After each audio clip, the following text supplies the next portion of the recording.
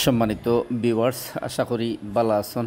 বেশ চমৎকার রৌদ্রোজ্জ্বল আবহাওয়া।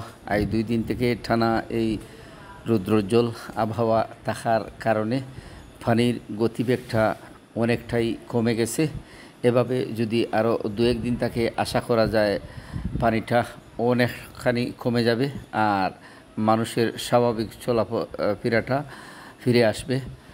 দিনমজুর মানুষগুলা কাজকর্মে ফিরে যেতে পারবে।